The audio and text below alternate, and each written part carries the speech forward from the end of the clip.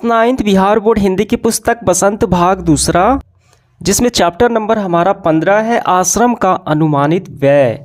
ये जो अध्याय है ये महात्मा गांधी द्वारा लिखी गई है। कब लिखी गई है? जब महात्मा गांधी दक्षिण अफ्रीका से वापस लौटे 9 जनवरी 1915 को, तो एक आश्रम की स्थापना की अहमदाबाद में, जिससे कि बोलते हैं साबरमती आश्रम। ठीक, और ये जो है ये अध्याय उनका ये लेखा जोखा है। अहमदाबाद में जो साबरमती आश्रम उन्होंने खोला, वहाँ पे उसकी प्रारंभिक बजट, आवश्यकताओं का विवरण, जिसमें कि 40 से 50 लोग के रहने खाने पीने, ठीक, उसके उनके पुस्तकालय, आत्मनिर्भरता, यानी सारी आवश्यकताएं, संसाधन का यहाँ पे लेखा जोखा उन्होंने तैयार किया है। ठीक है, तो ये आपको पढ़ना है। तो चलिए हम इसके सारे क्वेश्चंस को कंप्लीट हल करते हैं। प्रश्न अभ्यास में पहला सवाल, हमारे यहाँ बहुत से काम लोग खुद नहीं करके किसी पेशेवर कारीगर से करवाते हैं, लेकिन गांधी जी पेशेवर कारीगरों के उपयोग में आने वाली औजार जैसे छेनी, हथौड़े, वसूले इत्यादि क्यों खरीदना चाहते हैं? देखिए, जो हम काम करवाते हैं तो वो खुद नहीं करते हैं, किसी पेशेवर कारीगर से करवा। जैसे कि घर बनवाना हो तो राजमिस्त्री, लकड़ी का काम करवाना हो तो बढ़ई, ठीक है, फूल और वहाँ पे घास का छिलवाना है तो माली, तो वैसे काम करवाते हैं। तो गांधी जी क्या करते थे कि पेशेवर कारीगर के जो उपयोग में आने वाली औजारें होती थी वो उसको खरीदना चाहते थे। इसका क्या वजह है, क्या कारण है? गांधी जी ने साबरमती आश्रम खोला, वहाँ पे अनुमानित लगभग 40 लोग होंगे, तो उन 40 लोगों के रहने खाने व्यवस्था सारी जो होती हैं, उन लोगों के सारे बजट जो होते हैं, लेखा जोखा है, वो तैयार कर रहे थे। यहाँ पे बताया गया है कम से कम 5 एकड़ ज़मीन खेती के लिए चाहिए, ठीक, जिनमें कम से कम 30 लोग काम कर सके। इनके खेती के औजार चाहिए, कुदालियाँ, फावड़े, खुरपी की ज़रूरत होगी। यानी जो लोग रह रहे थे उस आश्रम में स्वयं अपना काम कर रहे थे, खेती करना हो, ठीक, साफ़ सफाई हो, पुस्तकालय के काम हो, रसोई का काम हो, वो सभी उन्हीं से करवाते थे। के लिए इन सारे औजारों की उनको ज़रूरत पड़ती थी। इसका उत्तर हम लिखेंगे। देखिए, गांधी जी छेनी, हथौड़े, वसूले जैसे औजार खरीदना चाहते थे ताकि वे आश्रम के निवासियों को आत्मनिर्भर, स्वावलंबी, वे अपना काम स्वयं कर सके, दूसरे पर डिपेंड ना रहें, स्वावलंबी बने और स्वाभिमानी बन सके। वे चाहते थे कि लोग अपने छोटे मोटे कार्य स्वयं करें तथा श्रम की गरिमा को समझे। इसके अलावा कुटीर उद्योग को बढ़ावा देना चाहते, जैसे कि उन्होंने खादी को दिया, ठीक है, धागे बुने। तो ये आपका आंसर हो गया। इसी वजह से ये सारे औजार खरीदना चाहते थे और प्रयोग में लाए। चलिए देखते हैं अगला सवाल। सवाल है दूसरा, गांधी जी ने अखिल भारतीय कांग्रेस सहित कई संस्थाओं आंदोलन का नेतृत्व किया। उनके जीवन पर उन पर लिखी गई किताबों से, ध्यान देना है, उनकी जीवन पर लिखी गई किताबों से उन अंशों को चुनिए जिनमें हिसाब किताब के प्रति गांधी जी की चुस्ती का पता चलता है।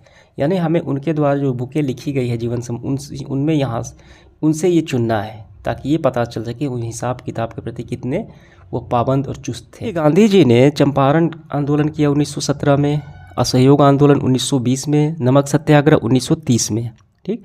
तो उनके जीवन पर आधारित सत्य के प्रयोग जो आत्मकथा है, उन पुस्तकों से ये पता चलता है कि वे अनुशासित व्यक्ति से थे, समय के पाबंद वाले व्यक्ति थे, हिसाब किताब में चुस्त थे और वे फिजूल खर्ची से बचते थे और स्वदेशी को प्रबल देते थे, ठीक है। तो इसका आंसर हम लिखेंगे ऐसे।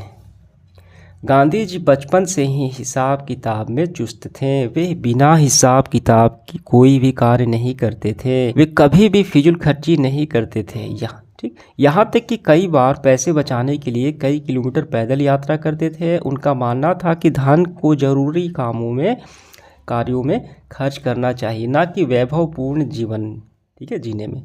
और इसी हिसाब किताब की चुस्ती से कारण वे सारे आंदोलन को सफलतापूर्वक चला पाएं। यही हमें लिखना है। अगला सवाल है तीसरा, मान लीजिए कि आपको कोई बाल आश्रम खोलना है। इस बजट से प्रेरणा लेते हुए उसका अनुमानित बजट बनाइए। यानी ये जो इनका लेखा जोखा है गांधी जी, ये चैप्टर जो है, इससे प्रेरणा लेकर इस बजट में दिए गए किन किन मुद्दों पर अपना कितना खर्च चाहेंगे और नई मुद्दों यानी मुद्दों को जोड़ना हटाना चाहेंगे। देखिए, ये तो अपने से करना है आपको, फिर भी मैं यहाँ पे लगा देता हूँ, वहीं से आपको कर लेने हैं समझकर, ठीक है। इसके बाद फोर्थ पार्ट इसका, आपको कई बार लगता होगा कि आप कोई छोटे मोटे कार्य जैसे कि घर की पुताई, दूध दूहना, खाट बनाना करना चाहे तो कर सकते हैं, करना चाहे तो कर सकते हैं। ऐसे कामों की सूची बनाइए जिन्हें आप चाहकर भी नहीं सीख पाते।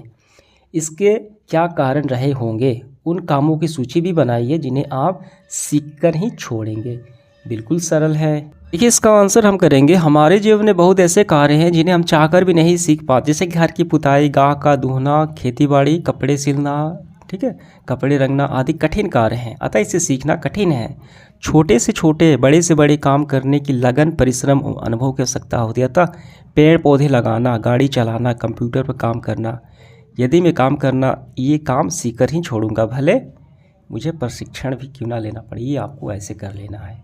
ठीक है। इसके बाद 5 नंबर, इस अनुमानित बजट को गहराई से पढ़ने के बाद आश्रम के उद्देश्यों और कार्य प्रणाली के बारे में क्या क्या अनुमान लगाए जा सकते हैं।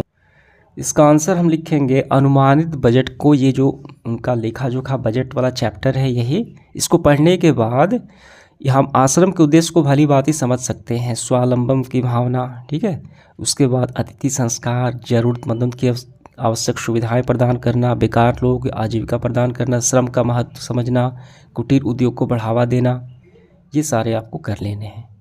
ठीक। अब इसके बाद देखिए भाषा की बात, यहाँ पे प्रत्यय है, अनुमानित शब्द में अनुमान में इत प्रत्यय जोड़ा गया है। देखिए अनुमान में इत जोड़ा गया तो बन गया अनुमानित। इस प्रत्यय को जोड़ने पर अनुमान का, ठीक है, ना या नित में परिवर्तन हो जाता है, ना जो है नित में परिवर्तन हो जाता है। नीचे गए प्रत्यय के कुछ और शब्द लिखे हैं, इनके मूल शब्द पहचानना है। बिल्कुल सरल है। देखिए पहला क्या है, प्रमाणिक। तो प्रमाणिक कैसे बना है, प्रमाण ये मूल शब्द हो गया और ये इत जोड़ने पर बन गया प्रमाणिक। व्यर्थ, व्यर्थ प्लस इत, द्रवित, द्रव प्लस इत, ऐसे ही आपको करना है। मुखरित मतलब मुख प्लस इत, ये हो गया प्रत्यय, इत जोड़ने पर मूल शब्द ये हो गया। ठीक है।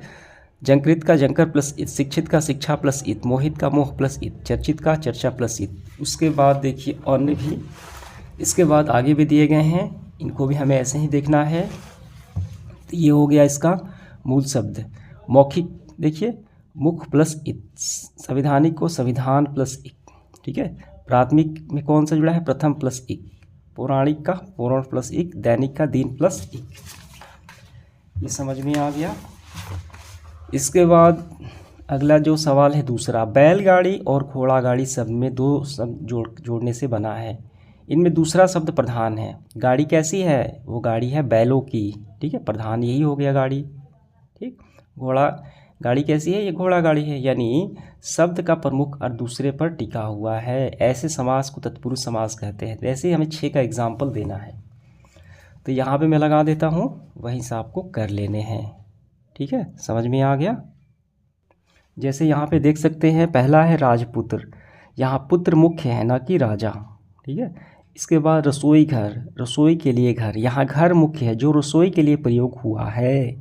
ऐसी भक्ति, कैसी भक्ति है, भक्ति मुख्य है जो देश की प्रति हो। तो ऐसे ही आपको पूरे लिख लेने हैं। धन्यवाद।